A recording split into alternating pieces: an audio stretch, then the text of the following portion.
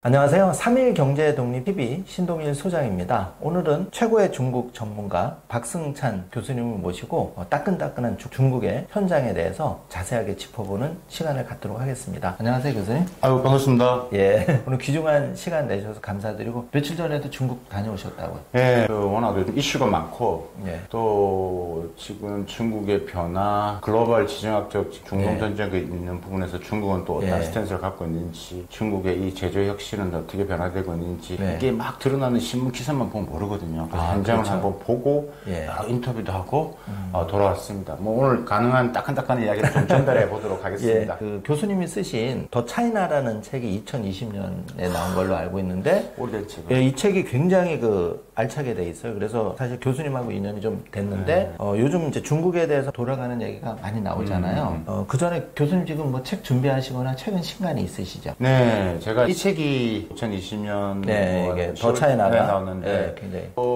이 책이 지금 어떻게 보면 전망했던 게 지금 그대로 드러나고 있는 거죠.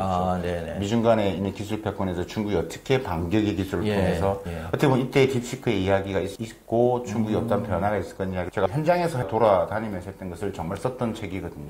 그 이후로 뭐 국익의 길이라는 책이 그렇죠. 있습니다. 요거는 여기다 놔두고. 국익의 길이라는 책이 있기 때문에 이건 이제 좀 뭐 국익의 길은 이제 미국과 중국 간에 이런 게 하루아침에 끝날 것 같지 않고, 제가 미국에 있으면서 느꼈던 부분들, 그래서 여러 가지 미국과 중국이 충돌하는 부분에서 우리나라는 어떻게 해야 되냐, 그래서 대한민국의 미래의 방향을 좀 제시하는 책이 있고, 또 하나가 이제 그 이후로 딥 차이나라는 책이죠. 더 차이나 시리즈인데, 그러니까 우리 기업 들 측면에서 중국 시장에 들어가는 많은 성공과 실패 사례를 가지고 썼던 책이 있고, 가장 최근에 쓴 책은 여러분 아시다시피 알리테무가 도대체 무슨 속내를 가지고 우리나라에 들어오는지, 그다음 지금 우리가 매체에서 보도되고 있는 뭐 발암 물질이 나오고 저가에 이런 거였는데, 그거는 1차 공습이고요. 더 무서운 2차 공습이 오고 있다라는 측면에서 알테시톡, 알리테무 쉬인, 그다음에 틱톡샵을 줄여서 알테시톡이라는데, 그 책이 최근에 나온 책입니다. 그 교수님 말씀 듣고 보니까 제 지인이 이렇게 그 중소기업에 이제 그 생산품을 중개하는 플랫폼 하고 계시는데 요즘 많이 어렵다 그러더라고요. 그래서 아마 그런 역량 같은데, 일단은 본론으로 들어가서 요즘 가장 좀 이슈가 되는 게 이 굳건한 시진핑 그 최고 이제 공산당의 리더가 조금 지위가 흔들린다, 이런 소문이 있는데 좀 어떻게 봐야 될까요, 이런 부분? 그게 제가 중국 가서 여러 가지 이제 중국 공무원도 만나보고, 또 제가 중국 청와대도 나왔지만 또 중국에서 우리나라 대사관에도 근무했고, 그러다 보니까 인맥이 많을 거 아닙니까? 여러 인맥을 통해서 들었는데 좀 다 다른 목소리입니다. 그만큼 이 중국이라는 정보가 비대칭성이 많고 잘 모르시기 때문에 어떻게 보면 썰이 막 돌아다니는데, 사실 우리나라가 특히 심하죠. 근데 이게 사실 객관적으로 봐도 뭐 9월 실각설의 배경을 보면, 일단은 결론적으로 말씀드리면 저는 이건 완전히 의미가 없는 이야기다. 근데 너무 장사 속으로 하는 일부 유튜버들이 만들어낸 거라고 저는 보는데, 일단 그 출발을 보면, 그 배경을 보면, 첫 번째가 군사위원회 주석이 이제 시진핑 주석인데, 그 짱여우샤, 그다음에 허웨이동이라는 부주석 간에 힘겨루가 있는데, 가장 오른팔이라고 하는 이 허웨이동이라는 사람이 갑자기 안 보인다. 맞아요. 그 얘기 많이 나오더라고요. 그래서 안 보이기 때문에, 그다음에 짱여우샤의 뒤에는 구진타오, 그다음에 뭐 그쪽의 부분들, 반대편에 있는 사람이기 때문에 오래 가지 못한다. 이런 설이 지금 일단은 가장 큰 부분들이 있는 거죠. 매우 객관적으로 지금 막 유튜브에 얘기를 하잖아요. 보이는 것처럼. 근데 그게 매우 짜집기를 잘한 것 같은데, 일단은 이 시진핑 주석하고 장여우샤는 어릴 때부터 친구입니다. 오랫동안. 그 부모님 세대부터 같이 했던 태자당 출신이기 때문에, 또 이 뭐 장여우샤도 마찬가지기 때문에, 결국은 시진핑이 임명을 한 사람들이고 올라온 사람들이, 기사를 좀 더 거슬러 가보면 장여우샤를 처음에 이제 부주석이 됐을 때 어떻게 소개냐면, 시진핑 주석의 오른팔인 장여우샤를 부주석에 앉혔다, 이렇게 나온단 말이에요. 근데 지금 이런 이야기를 하고 있는 것들이죠. 그래서 그런 부분에서의 근거가 별로 없다. 두 번째가 이제 아프다. 뭐 여러 가지 요즘 잘 안 보인다. 근데 안 보인다도 일본에 나왔는데, 안 보이는데 갑자기 또 여러분 아시겠지만 또 뭐 지금 요번에 런던에서 미국과 중국 간접 협상을 하고 있을 때, 혹은 G7 회의가 캐나다에 있을 때 시진핑 주석은 중앙아시아를 갔죠. 그러니까 지금 실각설이 있는 사람이 어떻게 해외를 이렇게 많이 가겠어요. 그렇죠. 계속 돌아다니고 있고 지금 또 푸틴도 8월 때 온다 그러고 계속 오고 있기 때문에 지금 말씀하셨던 부분에 있어서의 내용은 대한민국이 이제 그것을 여러 가지 이제 관련되어 있는 것을 이렇게 붙이고 요즘 잘 안 보인다. 그것을 또 같이 근거를 올리고 하면서 이제 스토리텔링이 되는 것들이죠. 그렇죠.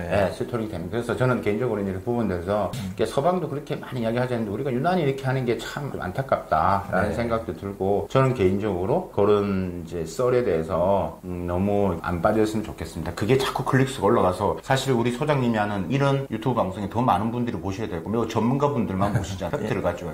저희는 재테크위주 많이. 그래서 이제 그런 부분에서는 저는 이제 그걸 잘 안 믿었으면 좋겠다라고 이제 말씀드리겠습니다. 최고의 중국 전문가이신 우리 교수님께서 말씀하시니까 앞으로 추이를 좀 지켜보기로 하고요. 그러면 지금 제일 화두가 딥시크발 충격, 미국의 충격이 굉장히 셌단 말이에요. 그래서 저자본인데 중국의 만인 인재 프로젝트 해가지고 그 정도까지 기술 격차를 줄이고 저비용을 하는 데서 미국이 이제 충격을 받았는데 교수님께서 보시기에 앞으로 그럼 기술 경쟁에서 미국을 이미 상당 부분 따라잡았다고 보시는지. 이거는 객관적인 팩트로 나오기 때문에 우리가 기술을 이야기할 때 우리가 올해가 중국 제조 2025의 10년이 원년이 됩니다. 중국이 제조 강국을 외치고 2015년도부터 시작을 해서 시진핑이 들어오는 그 시점부터 시작했죠. 그게 총 3단계로 나눠지는데 1단계가 2025년도까지인데 이제 중국은 KPI를 명확하게 제시를 하거든요. 총 한 260개가 넘는 양적 지표라는 게 있는데 그러니까 어느 정도까지 올리고 그 지표를 객관적으로 들여다보니까 여러 기관에서 미국이나 일본도 같은 경우도 마찬가지로 보니까 한 86%가 도달을 했다. 중국이 했다는 이야기 안 했습니다. 서방에서 그걸 가지고 다 해보니까 그 지표를 가지고 86%를 해당했다. 그러니까 그만큼 빨리 왔다라는 이야기죠. 안 된 게 어디냐? 제가 볼 때는 신소재 산업. 첨단 신소재 전략 시절. 그래서 우리나라 신소재, 첨단 신소재 산업이 아주 경쟁력이 있는 거고 이걸 초격차 유지를 매우 잘해야 된다. 그래서 중국이 아마 신소재 관련해서 한국한테 계속 러브콜을 보낼 겁니다. 반도체도 그래도 중국이 자립도가 올라가지만 여전히 아직 거가 있다. 그래서 86%가 있기 때문에 어느 정도 성공을 보였고 안 된 부분들을 2026년도 2단계 이제 제조 광구로 가는 이 부분에 있어서 AI의 고성능 칩이라든가 혹은 노광장 같은 그러니까 반도체 첨단 신소재 이쪽 분야로 집중화될 겁니다. 그러니까 계속 돈이 들어갔기 때문에 이게 이제 되면 이제 중국의 기술 자립도가 매우 빨라진다라고 말씀드릴 수 있을 것 같고요. 제가요 다 공유는 못하지만 웬만한 우리나라 대기업들 강의를 많이 하거든요. 가장 많이 듣는 질문 중에 하나가 교수님 도대체 지난 6, 7년 동안 중국에 도대체 무슨 일이 벌어진 겁니까? 내가 코로나 때문에 안 가봤고요. 한국 내 탈중국 막 이렇게 지난 정부에서 막 이런 이야기 하면서 중국에 관심이 없었는데 갑자기 딥시크가 나오고 이게 어떻게 된 겁니까? 막 이렇게 물어봐요. 근데 대기업 입장에서는 뭐냐면 자기들이 사업을 하기 위해서 많은 돈을 투자하려고 보고 또 중국 현지에서는 가보니까 너무나 변화가 크다라는 것들이죠. 그래서 중국의 첨단 산업의 변화가 저는 한마디로 이것은 미국이 만들었다. 그래서 지난 6, 7년의 변화가 제가 오늘 AI, 반도체 이런 부분들 하나하나 산업군 이야기하면 매우 길어지기 때문에 못하는데 그 양적 지표를 보면 예를 들면 휴머노이드 같은 경우도 2007년에서 2008년 이때 로봇 산업 같은 미국의 우리가 말하는 특허라든지 그 다음에 논문이 집중적으로 많았다면 2022년, 2023년 요 사이에는 중국이 엄청 올라갑니다. 그건 AI, 생성은 AI도 마찬가지예요. 딥시크가 대표적인.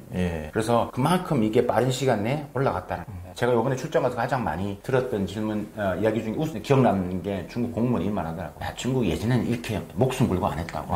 이거 한편으로는 미국한테 고맙다라는 이야기를 해야 된대요. 오히려 자극을 줬네. 그러니까 거의 모든 게 과학기술이고요. 제가 이번에 어디를 가나 들었던 공통적인 단어가 과학기술, 제조였어요. 근데 그걸 여러분이 잘 못 보시잖아요. 근데 제가 그걸 여러 군데 많이 다양하게 보잖아요. 그 때문에 여러분들 그거를 진짜 한번 보셔야 되고 이미 대기업들은 느끼고 있습니다. 그 문제는 거기 있다. 근데 우리 중소기업들이 아직까지도 그걸 못 느끼면 이제 앞으로 우리가 버틸 수 있는 힘이 얼마 남지 않았다. 이대로 가면. 그래서 저는 젠스랑 CEO가 자율 경쟁을 하고 중국이 무서운 그 존재긴 하지만 기술 경쟁에 있어서는 규제보다는 이렇게 기술끼리 사람끼리 겨루어서 그렇게 해야 된다는 게 저는 귀에 와닿더라고요. 맞습니다. 장기적으로는 그렇게 가야 되지 않을까. 국가간 규제. 젠스랑이 이야기했던 의미 있는 말 중에 하나가 제재의 역설입니다. 젠스랑도 저와 똑같은 이야기를 했었거든요. 그렇죠. 그러니까 미국이 하면 할수록 기업들은 시장이기 때문에 어떤 형태로 들어가야 되고요.